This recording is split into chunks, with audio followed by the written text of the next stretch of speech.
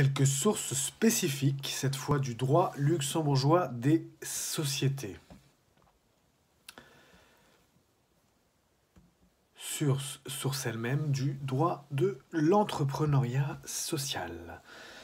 Bonjour à tous, Bertrand Mario. Donc, quelques sources spécifiques du droit luxembourgeois des sociétés, sources du droit de l'entrepreneuriat social. Bien entendu, comme nous l'indiquions dans notre premier exposé sur les sources fondamentales du droit luxembourgeois des sociétés, nous parlons encore, en l'espèce, de sources du droit des sociétés de manière générale, mais encore aussi de sources du droit de l'entrepreneuriat social par la même. Par voie de conséquence. Nous définissons en effet de manière large l'entrepreneuriat social. Je vous invite à cet égard à vous reporter à notre précédent article, notre précédent exposé, intitulé « Quelques sources fondamentales du droit luxembourgeois des sociétés », sources du droit de l'entrepreneuriat social. Nous comprenons aussi dans cette définition de l'entrepreneuriat social les aspects de type impact investing, investissement à impact positif, c'est tout ce qui se tourne autour de l'investissement à impact positif, de manière succincte. On ne va pas pour l'instant élargir sur ce sujet. Et par voie de conséquence, les questions plus larges de la gestion d'actifs à impact et véhicule l'investissement à impact sociétal ou environnemental, certains fonds, etc. Donc, en l'espèce, quelques sources spécifiques, loi du 31 mai 1999 régissant la domiciliation des sociétés, la loi du 25 mars 1991 sur les groupements d'intérêt économiques, la loi du 19 décembre 2002 concernant le registre de commerce et des sociétés, ainsi que la comptabilité et les comptes annuels des entreprises telles que modifiées. Ensuite, la loi du 24 mai 2011 concernant l'exercice de certains droits des actionnaires aux assemblées générales de sociétés cotées.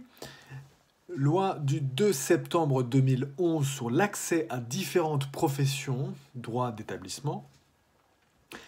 Loi du 21 juillet 2012 relative au retrait obligatoire et au rachat obligatoire de titres de sociétés admis ou ayant été admis à la négociation sur un marché réglementé ou ayant fait l'objet d'une offre au public.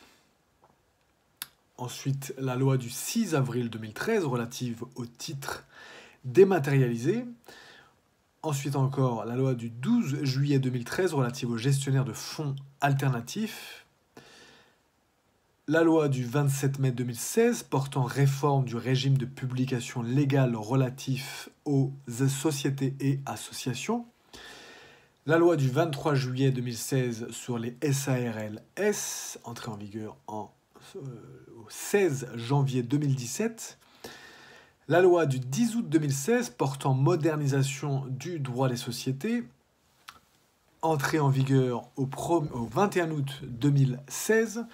Cette loi apporte des changements importants à la loi modifiée du 10 août 1915 sur les sociétés commerciales. Et enfin, le règlement grand-ducal du 5 décembre 2017 portant coordination de la loi modifiée du 10 août 1915 concernant les sociétés commerciales qui renumérote, ce règlement renumérote la loi du 10 août 1915 concernant les sociétés commerciales. Donc pour aller plus loin, nous vous invitons à vous reporter à notre exposé quelques sources fondamentales du droit luxembourgeois des sociétés, sources du droit de l'entrepreneuriat social, avec notre définition un peu plus large de l'entrepreneuriat social, s'il en était nécessaire, et ensuite la loi du 12 juillet 2013, avec une version consolidée, il y a un lien avec une version consolidée sur le site qui reporte au site de la CSSF, relative aux gestionnaires de fonds d'investissement alternatifs. Voilà, vous pouvez aller souscrire à notre chaîne YouTube, la chaîne du cabinet Bertrand Mario Avocat. Vous pouvez aussi vous abonner à notre podcast, le podcast du droit et de l'impact. Et bien sûr, vous reportez à l'article écrit de ce jour sur notre site internet marioavocat avec un s.com/valemecum. Voilà, je vous souhaite une excellente fin de journée et je vous dis à très bientôt. Merci beaucoup pour votre écoute. Bertrand Mario.